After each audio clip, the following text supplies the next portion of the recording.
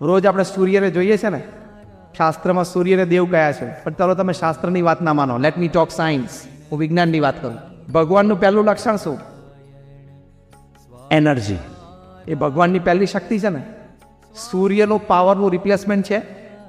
ધારો કે કોઈ કારણસર કાલ સવારે સૂર્ય એમ કે આજે આપણે નથી ઊભું, ચલો, તો નાસાના બધા વૈજ્ઞાનિકો, યુરોપિયન સ્પેસ એજન્સીના વૈજ્ઞાનિકો, આપણા ઈસરોના બધા વૈજ્ઞાનિકો, પૃથ્વી ઉપર 5000 વૈજ્ઞાનિકો ભેગા થાય, આસ્તિક હોય આસ્તિક ને નાસ્તિકના સરદાર હોય નાસ્તિક, પણ એ 5000 વૈજ્ઞાનિકોની તાકાત છે કે સૂર્ય ના ઉગે તો અજવાળું પાથરી શકે પૃથ્વી ઉપર? યસ ઓર નો? પૃથ્વી ઉપર સળગાવા જેવી જેટલી વસ્તુ છે ને બધી સળગાવો, તેલના કુવા ને કાગળ ને કાપડ ને બધું, તો એ સવાર પડે? સવારે તો એ ઉગ્યા ને 9 કરોડ માઇલ દૂર છે, 13 લાખ કિલોમીટર દૂર છે, ત્યાંથી ઉગ્યા ને પછી જ સવાર પડે. એનું કોઈ રિપ્લેસમેન્ટ જ નથી. That is God, A power. આ સીધું દેખાય છે ને કે ભગવાન છે. ત્યાં સૂર્ય ઉપર હમણાં નાસાએ શોધ્યું, હું 10 મિનિટ વધારલો તો ચિંતા નથી ને, બધાને જમવાનું છે પ્રેમથી, એટલે ચિંતા ના કરતા. આ તો શું પેલું પાછળ બધું ગોઠવવા માંડ્યું, સુગંધ આવવા માંડે ને તો પાછો પ્રશ્ન. હમણાં નાસાએ શોધ્યું કે સૂર્યની સરફેસ ઉપરથી ગરમી અહીંયા આવે છે. તમે વિચાર કરો, 13 લાખ કિલોમીટર દૂરથી આટલી ગરમી ફેંકી શકે. સૂર્યની સપાટી ઉપર દર સેકન્ડે 60,000 કરોડ ટન હાઇડ્રોજન ગેસ હિલિયમમાં ફેરવાય છે. 60,000 કરોડ ટન હાઇડ્રોજન ગેસ હિલિયમમાં ફેરવાઈ જાય છે. એની જે હીટ ઉત્પન્ન થાય છે, જે તેજ ઉત્પન્ન થાય છે ને, એમાંથી 2 કિરણો પૃથ્વી ઉપર પડે છે અને 50 કરોડ યોજન પૃથ્વી ઉપર અજવાળા પાથરી જાય છે. આવી તાકાત. આપણે સૂર્યની વાત કરી ત્યાર સુધીમાં કેટલો ગેસ ફેરવાઈ ગયો? પતી ગયો. તમારા સુપર કોમ્પ્યુટરે પતી ગયા, કેલ્ક્યુલેટર તો પતી ગયા, મોબાઈલના સુપર કોમ્પ્યુટર પતી ગયા. 0 આટલા આવવા જોઈએ ને ડિજિટમાં. હવે એટલો ગેસ પૃથ્વી ઉપરથી કાઢવો હોય તો ધારો કે એટલો ગેસ કાઢ્યો એટલે પૃથ્વી આવડી થઈ જાય, લીંબુ જેવડી. કેટલો પાવર છે એનો. બીજું, 7 અબજની વસ્તી સવારના પોરમાં ઉઠીને ધૂળ નાખવા માંડે. ખાલી 45 ડિગ્રી ટેમ્પરેચર શાનો વરસાવે? ઢાંકી દઉં. 7 અબજની વસ્તી ધૂળને પ્લાસ્ટિકના પેલા કંતાને બધું ઊંચું કરવા માંડે તો ડાઘ લાગે? ધૂળ નાખે તો એ ધૂળ ક્યાં આવીને પડે? આપણે માથે. અને સૂર્યને ઢાંકવાનો પ્રયત્ન કરો તો ઢંકાય. અને એને ત્યાંથી એમ થાય કે પૃથ્વીની પ્રજા બધી દોઢ-ડાઈ થાય છે, લાય 2-4 ડિગ્રી વધારે દઉં તો પતી જાય આપણો કાર્યક્રમ. કે આ બધા દોઢ-ડાયા થાય છે ને, લાવો જરા ટેમ્પરેચર થોડુંક વધારું અને 50 ને 52 ને 55 અડાડી દેતો, કાર્યક્રમ પૂરો. કશું ના થાય. આ તો એક સૂર્યની વાત કરી. આવા 1000 ફેક્ટર્સ એવા છે કે જે આપણી લાઈફ એની ઉપર આપણી ડિપેન્ડન્ટ છે. એક ભગવાનની શક્તિ છે. 400 વૈજ્ઞાનિકોની સભામાં મેં પ્રશ્ન પૂછેલો, મને 400 માંથી કોઈ જવાબ નથી આપી શક્યા. મેં આ ગુરુત્વાકર્ષણનો ફોર્સ છે ને, જેના લીધે આપણે પૃથ્વી ઉપર ખેંચીને રહીએ છીએ, એને નામ આપણે ગ્રેવિટેશન આપ્યું છે. એ ક્યાંથી જન્મે છે? આટલી બધી તાકાત, ખેંચવાની તાકાત પૃથ્વીની, ગ્રેવિટેશન, એનો ઉદ્ભવ સ્થાન શું છે? અને પૃથ્વી પર એક વ્યક્તિ હતો ત્યારે પણ ગ્રેવિટેશન માપમાં હતું, અને 7 અબજ છે ત્યારે માપમાં છે, અને આખી પૃથ્વી ઉપર માપમાં છે. એવું નથી કે ન્યુઝીલેન્ડમાં પેલી નદીની પેલી બાજુ જઈએ ને ત્યાં પગ અડધા અંદર જતા રહે છે, ત્યાં ગુરુત્વાકર્ષણ વધારે છે, અને ન્યુયોર્કની પેલી બાજુ જઈએ તો ગુરુત્વાકર્ષણ ઓછું છે તો 2 ફૂટ ઉપર ઉડીએ છે. એવું થાય છે? પૃથ્વી ઉપર ગમે ત્યાં તમે જાઓ તો વધારે ખેંચાઈ જતો અથવા વધારે હલકાપણાનો અનુભવ નથી થતો. Equal distribution of energy, pulling power ગુરુત્વાકર્ષણનો. એ કોક માઇન્યુટલી એરેન્જ કરતો હોય ને તો થાય, બાકી ના થાય. મેં 400 વૈજ્ઞાનિકોને ચેલેન્જ આપી કે આ ગ્રેવિટેશન, ગુરુત્વાકર્ષણ તમે નામાભીકરણ એનું કર્યું છે, જન્મે છે ક્યાંથી મને કહો? Nobody answered. અને જન્મે છે ને 7 અબજની વસ્તીને, કરોડો ઢોરને પકડી રાખે છે, તો એનર્જી યુઝ થતી હોવી જોઈએ ને. હું તમારો હાથ ખેંચું તો મારી કંઈક શક્તિનો ઉપયોગ થયો ને. એમ 7 અબજની વસ્તીને ખેંચી રાખે તો શક્તિનો ઉપયોગ થયો ને. તો ઉપયોગ થઈ ગયો તો એ ઘટે છે, અને ઘટે છે તો પાછી ક્યાંથી બને છે? અને જેટલી ઘટી એટલી જ બને છે. બોલો, નોબડી કેન આન્સર. 400 વૈજ્ઞાનિક આન્સર ના આપે તો આપણે તમેનો શું આન્સર આપવાના? આવી તો બધી 1000 વસ્તુ છે. પૃથ્વી જે સ્પીડે ફરે છે 1 લાખ કિલોમીટર પર આવર, 1 કલાકની 1 લાખ કિલોમીટરની સ્પીડે ફરે છે.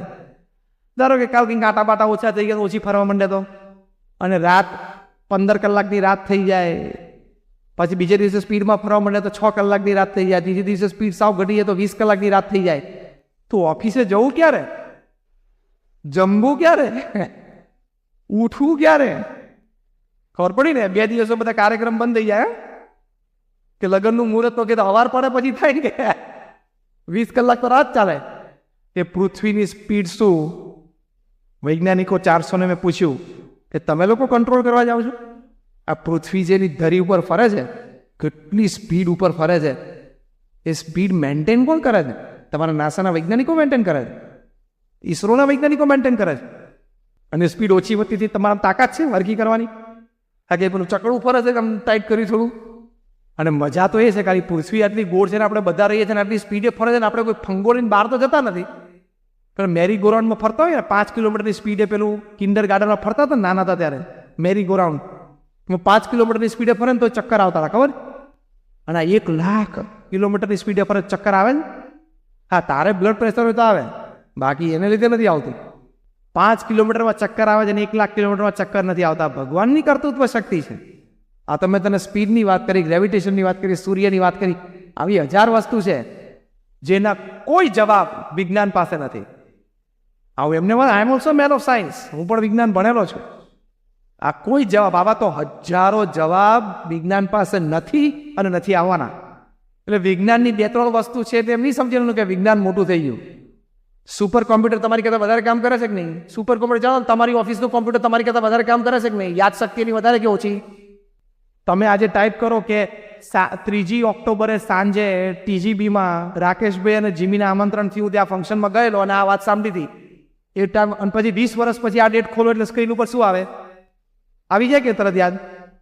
ગઈકાલ બપોર શું જમ્યા હતા બોલો તો? કોઈને શાક યાદ નથી ગઈકાલ બપોરનું, અને કોમ્પ્યુટર 20 વર્ષે યાદ રાખશે. એનો મતલબ કે કોમ્પ્યુટરની યાદશક્તિ આપણી કરતાં વધારે સારી, આપણી કરતાં વધારે સારું કામ કરે છે. તમને આટલો મોટો હિસાબ લઈને બેસો તમે કરી શકો? કમ્પ્યુટર આપી શકે, પણ એ કોમ્પ્યુટર જન્મ્યું છે ક્યાંથી? માણસના મગજમાંથી. કાલે સવારે કોમ્પ્યુટર એમ કે તારા મગજ કરતાં તો વધારે કામની કાર્યશક્તિ મારામાં છે. તો 10 વર્ષનો છોકરો ઓફિસ બંધ કરી દે સ્વિચ તો કોમ્પ્યુટર ડબલું થઈ જાય. આપણા કરતાં વધારે કામ કરે છે એનો મતલબ એમ નથી કે આપણો એ માલિક છે, છતાંય આપણું ગુલામ છે. એમ આપણા મગજમાંથી 2-4 વિજ્ઞાનના સારા વિચારો આવ્યા એ આપણું મગજ કોમ્પ્યુટર છે, ચલાવનારો કોઈક બીજો છે.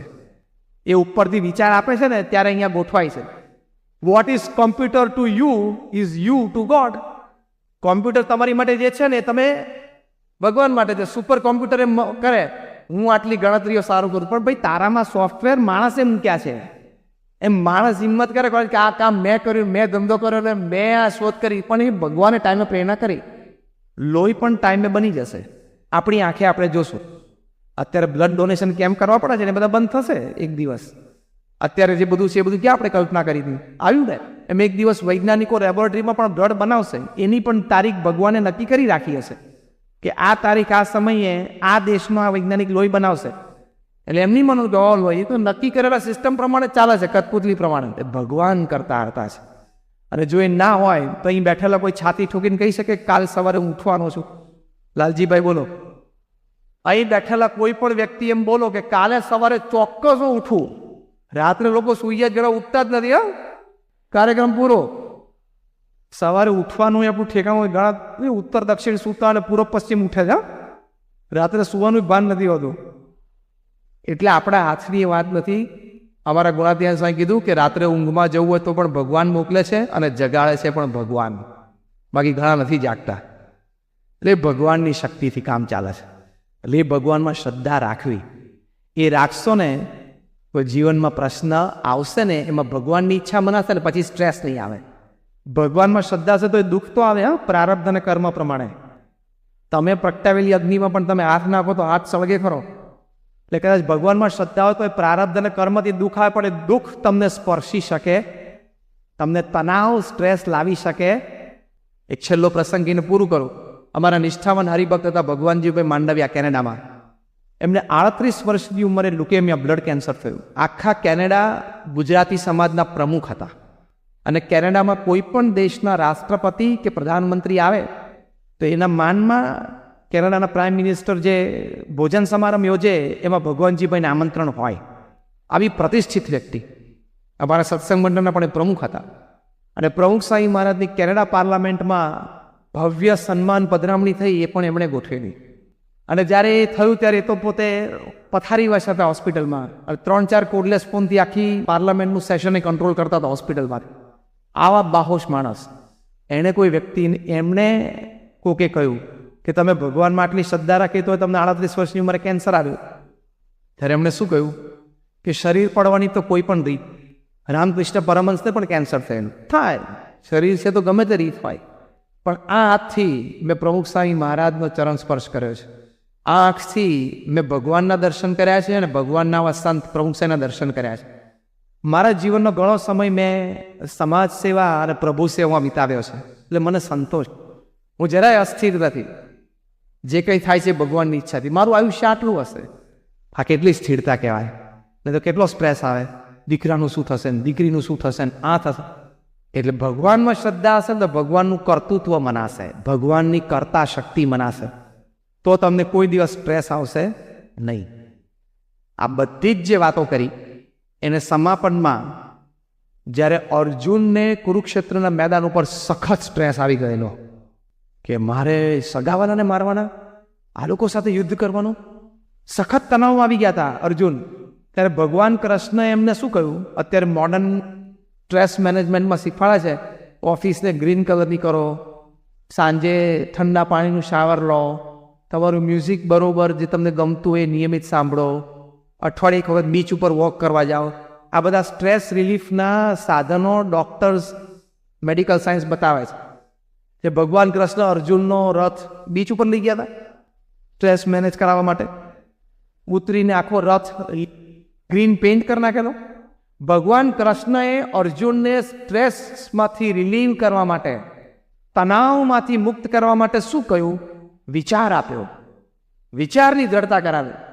પહેલા શું કર્યું, કર્મણ્ય વાધિકાર હસ્તે માં ફલેશુ કદાચન, તારી કામ કર્મ કરવાનું છે, ફળ હું નક્કી. ભગવાન શું કહે છે, તારે તારું કર્મ કરવાનું, ફળ હું નક્કી કરી. આપણને તણાવ કેમ આવે છે કે ફળ આપણે નક્કી કરવું છે. રાઈટ ઓર રોંગ બોલો, અહીંયા તણાવ જન્મે છે, સ્ટ્રેસ. કર્મ હું કરું અને ફળ પણ હું નક્કી કરું. આ વખતે ટર્નઓવર 200 કરોડ થવું જ જોઈએ, ઇઝ ગુડ, એમ રાખવાનો. મેનેજમેન્ટની દ્રષ્ટિએ સાચું છે, પુરુષાર્થ પણ કરવાનો, પણ સાથે સમજણ કે મારા દરેક પુરુષાર્થ, દરેક વિચાર, દરેક આવડત પછી પણ ફળ તો ફાઇનલી ભગવાનના હાથની વાત. કારણ કે 10 ફેક્ટર તમારા હાથમાં છે, તમારા કંટ્રોલમાં છે, જેના લીધે ધંધો વધે. સામે 10 દુ 20 ફેક્ટર એવા છે કે જેના લીધે ધંધો ઘટે. એ તમારા હાથની વાત નથી. એમાં રાઈટ ઓર રોંગ તમને બધાના અનુભવ હશે. પૂર આવી ગયું, દુષ્કાળ પડી ગયો, વરસાદ ઓછો પડ્યો. વરસાદ ઓછો પડે સીધો હીરા ઉપર ઇફેક્ટ આવે છે કે નહીં? વરસાદ ઓછો પડે રિયલ એસ્ટેટ ઉપર ઇફેક્ટ આવે છે કે નહીં? હા કે ના? હવે વરસાદ તમારા કંટ્રોલમાં છે? હા. ફ્લેટ બાંધવાય તમારા કંટ્રોલમાં, એમેનિટીઝ આપીએ તમારા કંટ્રોલમાં, પણ વરસાદ તમારા કંટ્રોલમાં નથી. અને રિયલ એસ્ટેટ અને હીરા એ બંને કેટલો બધો આધાર રાખે છે વરસાદ ઉપર. હા કે ના? બોલો બરોબર, એટલે ખબર પડે. તો એ ફેક્ટર ક્યાં તમારા કંટ્રોલમાં છે? એ ફેક્ટર કંટ્રોલમાં છે, પછી શું કામ તણાવ લાવવાનું? એટલે સમજી રાખવાનું, if there are 10 factors you can control and grow your business, there are 20 factors which control you and can reduce your business. કર્મ કરવાનું, પુરુષાર્થ કરવાનો, જે કંઈ આવડત હોશિયારીઓ બધા લગાડી દેવાના, પણ સમજવાનું અને વિચાર દ્રઢ એ રાખવાનો. ફાઇનલ પરિણામ તો ભગવાનની ઈચ્છા હશે એ જ આવશે. તો તણાવ નહીં આવે, સ્ટ્રેસ. પહેલી વાત આ. બીજું, ભગવાન કૃષ્ણએ કહ્યું કે મન મના ભવ, તું તારું મન છે ને એ મારા. એટલે કે શું? તારા જીવનમાં જે કોઈ પ્રસંગો બને છે ને મારી ઈચ્છાથી બને, એમ તું માન, તો તને સ્ટ્રેસ નહીં આવે. અને ત્રીજું કહ્યું કે જે આત્મા માને છે પોતાની જાતને કે હું આ શરીર નથી, હું આત્મા છું, મારા તો અનંત જન્મ થઈ ગયા. ભગવાન કૃષ્ણે કીધું મારા તારા અનંત જન્મ થઈ ગયા. તરતી શોકમ આત્મવિદ, જે પોતાને માને છે કે હું આત્મા છું, એ શોકને તરી જાય છે. એમાં 70-80 વર્ષની જિંદગી છે, 5-10 પ્લસ માઇનસ ભગવાનની ઈચ્છાથી. બાકી આ 70-80 વર્ષની રમત છે. હવે તમને એક નાની ગણતરી કરી દઉં, તમને બહુ આશ્ચર્ય લાગશે. રોજ 8 કલાક ઊંઘો, કોઈક અત્યારે 6-7 કલાક ઊંઘતું હશે, પણ નાના તો ત્યારે 10-12 કલાક ઊંઘતા હતા, ગરડા થયું ત્યારે 10-12 કલાક, એટલે એવરેજ 8ની આવી હશે. 24માંથી 8 કલાક તમે સૂવો છો, એટલે 1/3 of the day you are sleeping. 33% સૂવામાં જાય છે. કે તમે 70 વર્ષ જીવો ને તો 23 વર્ષ તો તમારા સૂવામાં જાય છે, ત્યારે તમને પોતાને ભાન ના હોય કે હું જીવું છું, મરું છું. ખબર પડી? રોજ ખાલી 4 મિનિટનું બ્રશ એટલે તમારું 1.5 વર્ષ તો બ્રશમાં જાય, ઘસવામાં.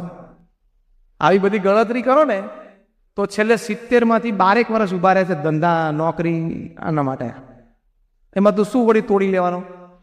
દેશી ભાષામાં કહું છું, એમાં તું શું બધી કેરીઓ આંબામાંથી તોડી લેવાનો ને કેરીઓ ઉતારી લેવાનો? એમાં કે થોડા આંબામાંથી કેરીઓ બધી તોડી લેવાના છીએ અને ભેગી કરીને જતા રહેવાના? કશું લઈ નથી જવાના. આટલો ટાઈમ છે, કોઈ ખોટી હોશિયારી મારવાની જરૂર નથી.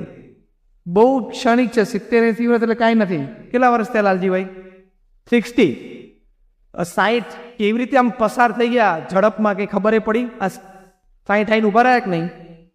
કોકને 40 હશે, કોકને 25 હશે, ફટ પસાર થઈ ગયા અને બીજા ફટ પસાર થઈ જાય છે. પૃથ્વી પર રોજ 1.5 લાખ માણસો વિદાય લે છે. 86,000 સેકન્ડ છે 24 કલાક, એટલે 86,200. એમાં 1.5 લાખ જતા રહે છે. એટલે દર 2 સેકન્ડે 3. આપણે ખાલી આ વાત શરૂ કરીને એ કેટલા 1.5 કલાક થયો, પતી ગયું, કરોડોમાં સંખ્યા જતી રહી. અને ભગવાનને મન થાય કે આજે જરા 2 કલાક ફોકસ સુરત ઉપર રાખું તો કાર્યક્રમ પૂરો, દિયા બિયા બધું પૂછાઈ જાય. ટૂર્સ એન્ડ ટ્રાવેલ સીધું ઉપરની ટૂર સીધી. ભગવાન તો નક્કી કરે ફોકસ જરા આજે અડધો દિવસ સુરતમાંથી ઉઠાવવા છે તો કાર્યક્રમ પૂરો કરી નાખે આખા સુરતનો 2 કલાકમાં તો. એટલે આપણે કોઈ હેસિયત નથી, કોઈ હોશિયારી મારવાની જરૂર નથી. સીધી લીટીમાં જીવવું, સીધી લીટીમાં વિચારધારા રાખવી, ભગવાનમાં શ્રદ્ધા રાખીને જીવવું. Whatever happens in my life happens with the wish of God. ભગવાનની ઈચ્છાથી થાય છે. જીત હશે તો એ પણ આનંદ છે, હાર હશે એમાંથી પણ કંઈક શીખી લેશું, આનંદ કરશું, લાંબુ જીવશું, ભગવાનની ઈચ્છા. અહીંથી અત્યારે ઘરે જતા કોઈકનો એક્સિડન્ટ થાય ને મૃત્યુ તો પણ ભગવાનની ઈચ્છા. એમ સમજીએ ને તો સ્થિરતા રહેશે, તો આનંદ રહેશે, તો you will have lived your life. જો તમે 80 કે 90 વર્ષની ઉંમરે મૃત્યુ સૈયા ઉપર હોય ને તમારી છાતી ઉપર હાથ મૂકીને કહી શકો કે yes I lived my life, હું મારું જીવન જીવ્યો, ધંધોય કર્યો, કુટુંબ પણ સાચવ્યું, સમાજ સેવા પણ કરી, લોકોને મદદરૂપ પણ થયો, ભગવાનની ભક્તિ પણ કરી, કોઈને નડ્યો નથી, કોઈનું મેં ખોટું નથી કર્યું. જો એવું પોતાની છાતી પર હાથ રોકીને મૂકી શકો ને તો you have lived a stress free life, તો you have manage stress and that is life. એ ખરું જીવન છે. તો આજે આ બધા વિચારો અમારા અને તમારા આપણા બધાના જીવનમાં દ્રઢ થાય એવી ભગવાન સ્વામિનારાયણ અને પ્રમુખ સ્વામી મહારાજના ચરણોમાં પ્રાર્થના. અમુક વસ્તુ જીવનમાં સ્વીકારી લેવાની એટલે સ્ટ્રેસ ના આવે કોઈ દિવસ. ભગવાનમાં શ્રદ્ધા હોય ને એને કોઈ દિવસ સ્ટ્રેસ આવ્યો, થોમસ અલ્વા એડિસનને ના આવ્યો, મીરાબાઈ તુકારામ નરસિંહ મહેતાને ના આવ્યો. તો એ ભગવાનમાં શ્રદ્ધા બહુ જ ઇમ્પોર્ટન્ટ વસ્તુ છે. એની માટે નિત્ય પ્રાર્થના કરવી. હવે આ પણ તમને એમ લાગશે કે સાધુ છું એટલે રોજ ભગવાનને પ્રાર્થનાની વાત કરું છું. હું તમને 100 મહાન વૈજ્ઞાનિકોના નામ આપું. Thomas Alva Edison, sir Isaac Newton, Archimedes, Albert Einstein, આ દુનિયાના પ્રથમ 100 વૈજ્ઞાનિકો રોજ પ્રાર્થના કરતા હતા. મૂર્ખ હતા?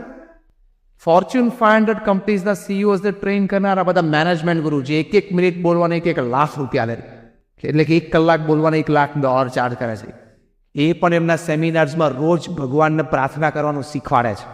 તો શું એ બધા મૂર્ખ છે? એને સાંભળનારા મૂર્ખ છે? એટલે ભગવાનમાં શ્રદ્ધા. અને તમે આંખ ખુલ્લી રાખીને જુઓ ને તો પણ ભગવાનના કર્તૃત્વ શક્તિ, ભગવાનમાં શ્રદ્ધા મનાય. એકવાર સેમિનારમાં હું વાત કરતો ત્યારે મને કોઈ પૂછ્યું કે તમે ભગવાનની વાત કરો, તમે ભગવાનને જોયા છે? મેં કહ્યું હા જોયા છે. Confidently I said yes I have seen God. તો કે હા. મેં કહ્યું એવરી ડે 24/7 365 જોઉં છું. તો કે અમને દેખાડી શકો? મેં કહ્યું હા. તો મને કે ક્યારે? મેં કહ્યું હમણાં. બોલો, સ્થિર થઈ ગયા બધા. Can you show us God? I said yes. When? I said now. અત્યારે. રોજ આપણે સૂર્યને જોઈએ છે ને, શાસ્ત્રમાં સૂર્યને દેવ કયા છે, પણ ચાલો તમે શાસ્ત્રની વાત ના માનો. Let me talk science. હું વિજ્ઞાનની વાત કરું.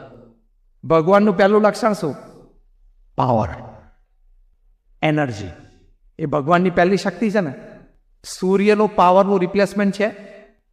ધારો કે કોઈ કારણસર કાલ સવારે સૂર્ય એમ કે આજે આપણે નથી ઉગવું, ચલો, તો આ નાસાના બધા વૈજ્ઞાનિકો, યુરોપિયન સ્પેસ એજન્સીના વૈજ્ઞાનિકો, આપણા ઈસરોના બધા વૈજ્ઞાનિકો, પૃથ્વી ઉપર 5000 વૈજ્ઞાનિકો ભેગા થાય. આસ્તિક હોય આસ્તિક ને નાસ્તિકના સરદાર હોય નાસ્તિક. પણ એ 5000 વૈજ્ઞાનિકોની તાકાત છે કે સૂર્ય ના ઉગે તો અજવાળું પાથરી શકે પૃથ્વી ઉપર? યસ ઓર નો? પૃથ્વી ઉપર સળગાવા જેવી જેટલી વસ્તુ છે ને બધી સળગાવો, તેલના કુવા ને કાગળ ને કાપડ ને બધું, તો એ સવાર પડે? સવારે તો એ ઉગ્યા ને 9 કરોડ માઇલ દૂર છે, 13 લાખ કિલોમીટર દૂર છે, ત્યાંથી ઉગ્યા ને પછી જ સવાર પડે. એનું કોઈ રિપ્લેસમેન્ટ જ નથી. That is God, A power. આ સીધું દેખાય છે ને કે ભગવાન છે.